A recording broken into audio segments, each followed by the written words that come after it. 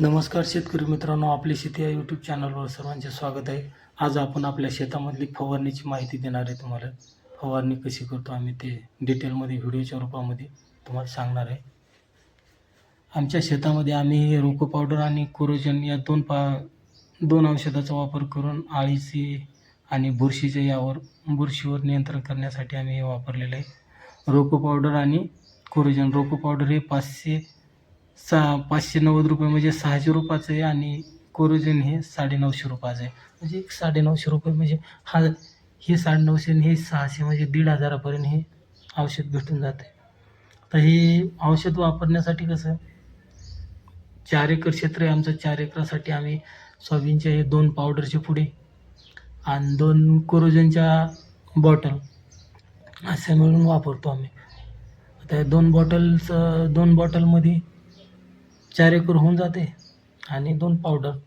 त्या बॉटलमध्ये आपण 2 एकरासाठी 1 बॉटल वापरतो आणि 1 पुडा. अशा पद्धतीने कोरोजन आणि रोको पावडर हे वापरतो.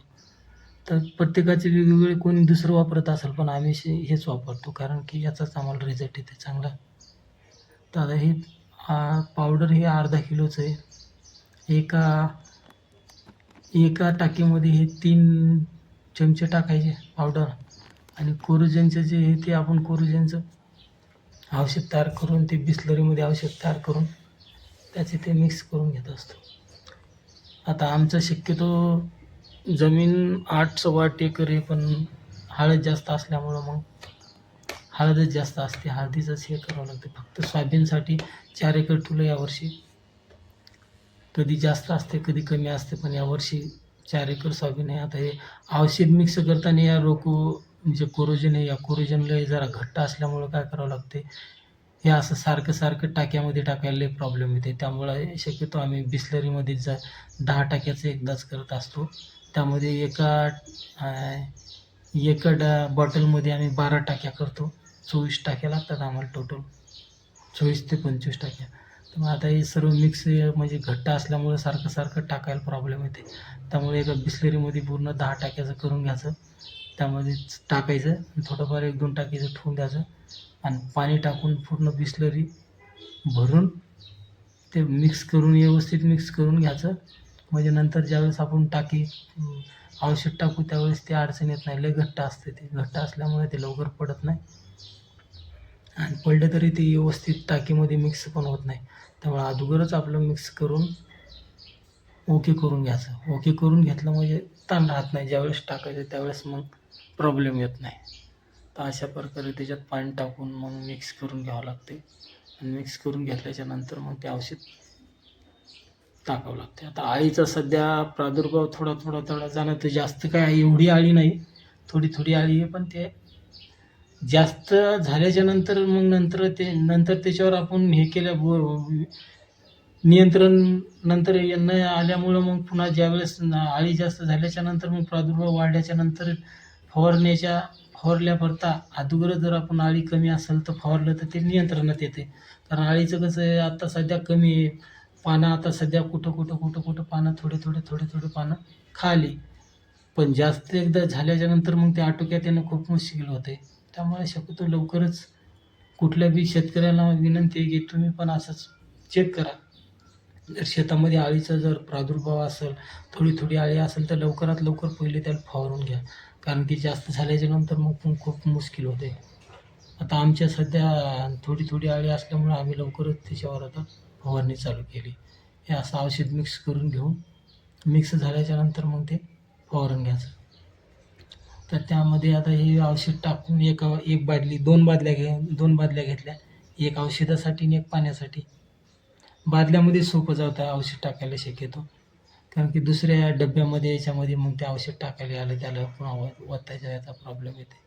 त्यामुळे असे 2 ढाकणं, आता हे बिसलरीमध्ये केलं, आता हे 2 ढाकणं एका टाकीला 2 ढाकणं टाकायचे आणि 20 ढाकणाचं करून टाकलं औषध.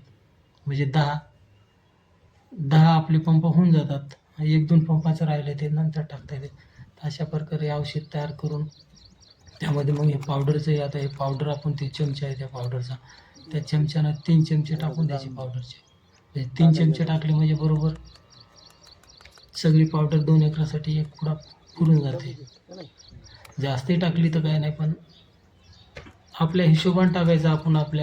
आपल्याला तेवढ्या 10% एक पावडरचा पुडा पुरला पाहिजे, अशा पद्धतीने आम्ही टाकतो. ते 10% असं प्रत्येक एका टाकीला मग औषध ज्यावेळेस करायचं त्यावेळेस ते बिसलरीमधले 2 ढाकून ते 3 पावडरचे हे टाकायचे. पंप हा पेट्रोल पंपच वापरतो आम्ही, साधा पंप वापरत नाही. कारण साध्या पंपानं काय होते, प्रेशर नसते, त्यामुळे त्या आळ्या पण पडत नाहीत त्या झाडावरल्या. आणि हवेचा याचा स्पीड असल्यामुळं हवेनं ते औषध पण पूर्ण झाडाला बसते आणि व्यवस्थित बसल्यामुळं मग ते आळ्याला पण ते मरतात त्यानं. नाहीतर मग ते साध्या पंपानं काही एवढं प्रेशर बसत नाही, काय नाही.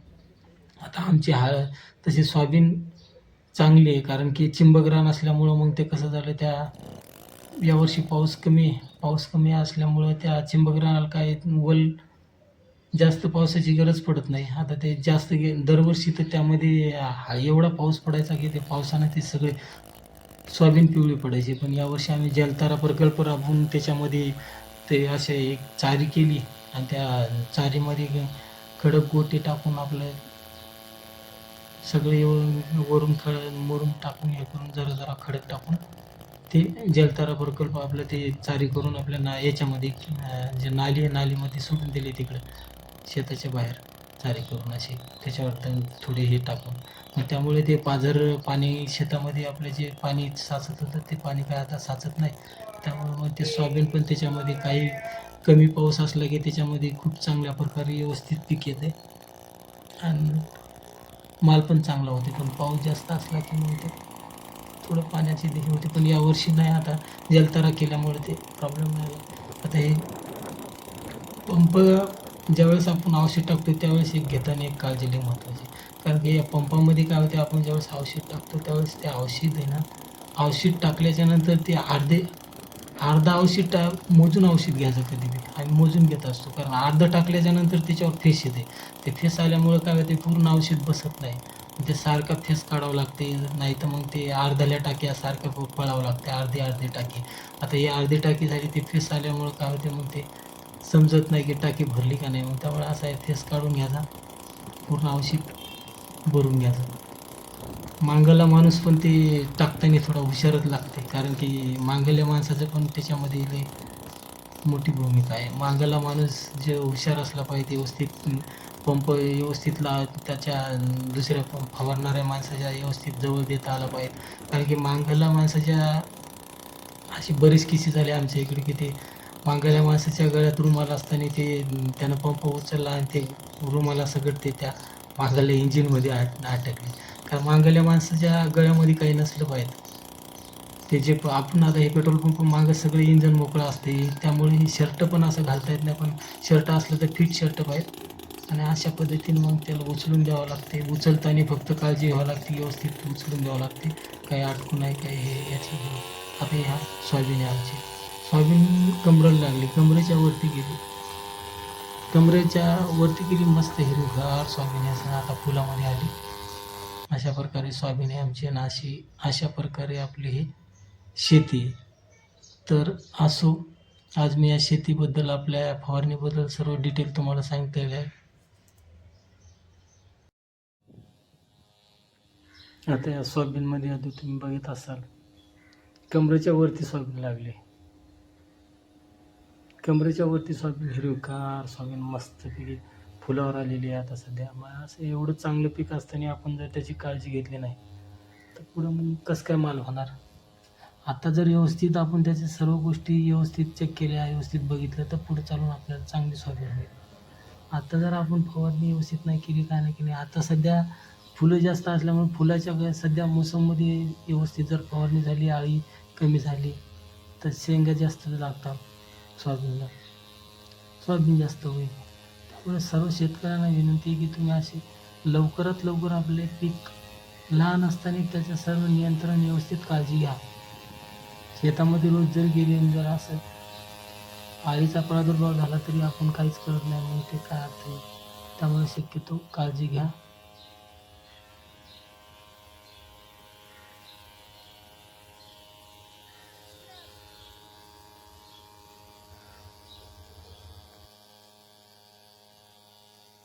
तर शेतकरी मित्रांनो, अशा पद्धतीने आपण आपल्या शेतीची सर्व डिटेल माहिती दिलेली आहे. फवारणी कुठली करायची, कितवी फवारणी चालू आहे, औषध कुठले वापरले, सर्व माहिती दिलेली आहे. आणि बुरशीसाठी कुठले पावडर वापरलेलं आहे, अळीसाठी कुठले औषध वापरलेलं आहे, किती वापरले, एका टाकीमध्ये किती टाकायचे, याची सर्व डिटेल आपण डेमोमध्ये व्हिडिओच्या सर्व तुम्हाला सांगितलेलं आहे लाईव्ह शेतामधलं. तर अशा प्रकारे आपण आपली शेती या चॅनलवरून ही सर्व माहिती दिलेली आहे. माहिती आवडली असेल तर लाईक करा, शेअर करा व इतर शेतकऱ्यासोबत शेअर करा, जेणेकरून ही माहिती दुसऱ्या शेतकऱ्यापर्यंत पोहोचेल. तुमच्या काही समस्या असेल तर कमेंटमध्ये सांगा. तसेच व्हिडिओ आवडला असेल तर ते पण कमेंटमध्ये सांगा, म्हणजे जेणेकरून दुसऱ्या वेळेस मी असाच व्हिडिओ बनवत राहील, नवीन नवीन माहिती देत राहील. तर भेटूया पुढल्या व्हिडिओमध्ये पुढली नवीन माहिती घेऊन. धन्यवाद.